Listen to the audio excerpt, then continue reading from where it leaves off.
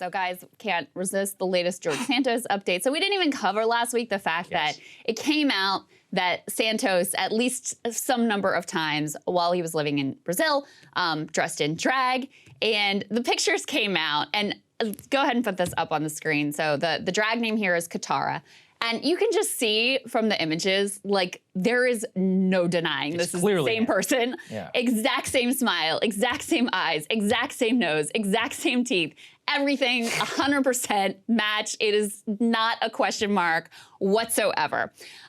So I guess the original position that he had, which I'll get to in a minute, that like, oh, absolutely not, this is a disgusting lie, et cetera, became fairly unsustainable, even for George Santos himself, given that when you look at these images, you're like, bro, come on. Yeah. This is you. Just cop to it. Like, just admit it. Well, there's a lot going on. So the lady who, or I guess male, who came out and said that George Santos was a drag queen whenever he lived in Rio, actually said everyone knew him there as Anthony, not as George Santos, which brings us back to that name, Anthony.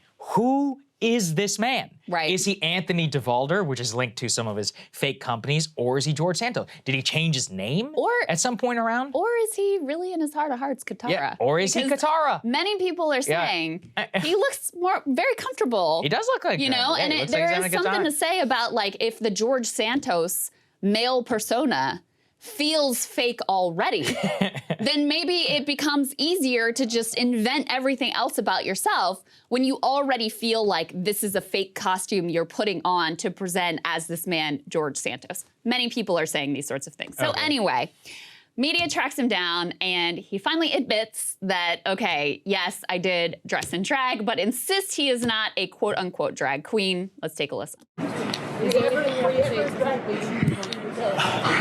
Not a drag queen in Brazil, guys. I was young and I had fun at a festival. Okay, so that's the defense if you didn't hear it. I was not a drag queen. I was young and had fun at a festival. So you just admitted, AKA drag-ish, is what you were practicing. Look, why lie? Why did you lie about it initially? And why has he lied about any of this stuff? Lying about being a championship volleyball player. Like, you didn't have to do that. Yeah, they have a photo of you, dude. Like, it's indisputable. You look at that, you're like, yeah, it's George Santos. Let's go ahead and put this one up there on the screen because it's important to say. The moment that this came out, he was like, no, I was not a drag queen. I have never been a drag queen. He said, quote, "A most recent obsession from the media is claiming I am a drag queen or performed as a drag queen is categorically false." So he actually even says performed as a drag queen. He says the media continues to make outrageous claims about my life when I am working to deliver results. And let's step back from how grotesque and hilarious it is just to watch a liar like this on the public stage.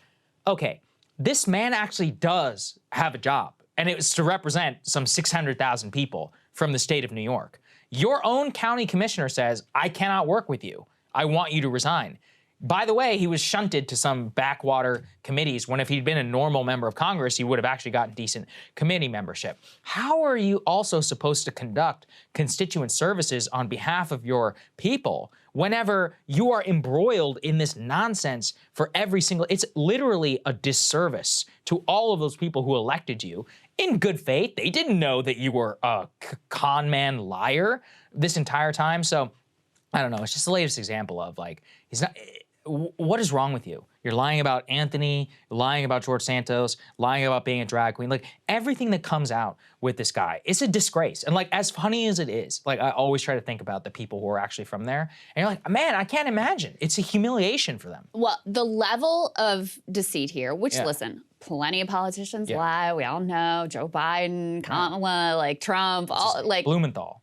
This is the fact that you have assumed multiple fake identities throughout the course of your life that continue on a day-to-day basis to be uncovered and revealed, and you're caught in lies over things that are really consequential, like, you know, whether your business exists, where all this money came from that you put into your own campaign, and then also things that are totally trivial, like whether or not you played volleyball. I mean, this is another level, which is, I've been fascinated by it just on a level of who is this person and how does their brain work and what brought them to this place, and how can you, like, go through life inventing all these various personas and just clearly being a mirror to whoever is in front of you telling them whatever it is that they want to hear. And, you know, in the Republican primary and in the general election, like clearly he thought being this like trailblazing, gay, Latino, American dream story, like that was the thing that people were going to hear. And by the way, frankly, apparently, based on the fact that he won,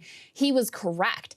So there's also a piece of this that I'm fascinated with of what George Santos, who again is just like holding up a mirror to society and telling people whatever it is they want to hear, what he says about our society is to me very fascinating. The mentality of the man himself is very fascinating. And then there's just the practical level of, listen, at a certain level, once you have a level of deceit and lack of character and lack of any ability to believe that a single thing this person is telling you is actual fact, down to like their gender identity, their name, everything about them is in question. Yeah, I don't blame the local county commissioner. It's like, I can't work with this person. No, you cannot. I can't trust this person. I'm going to have to come up with some alternative plan to be able to support his constituents because this person is not fit for duty. Now, ironically, you mentioned the committee assignments. He got put on the small business committee in spite of the fact that he's accused of like scamming people in a Ponzi scheme. That's his relevant experience for the small business committee. I get it. This is like supposedly one of the less important or less noteworthy committees or whatever. McCarthy tried to push him to the sidelines, et cetera.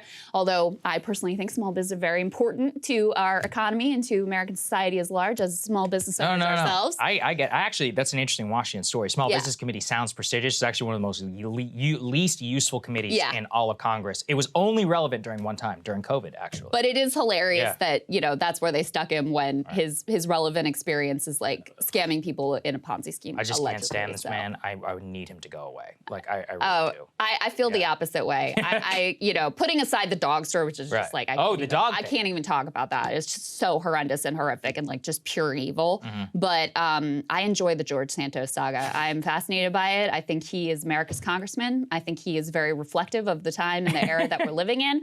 I don't know that anyone belongs in Congress more than this man, ultimately. Maybe you're right. Hey guys, ready or not, 2024 is fully upon us now. And Saagar and I have been brainstorming ways that we can really up our game for this critical election. Yeah, we rely on our premium subs to expand our coverage, to add staff, to upgrade the studio. We just want to give you the best independent coverage of this election, which is possible. So if you can help us out, become a premium subscriber today, breakingpoints.com, or the link is down here in the description video. It really means the world to us. And if you like what we're all about, this is the best possible way to keep us 100% independent, working only for you.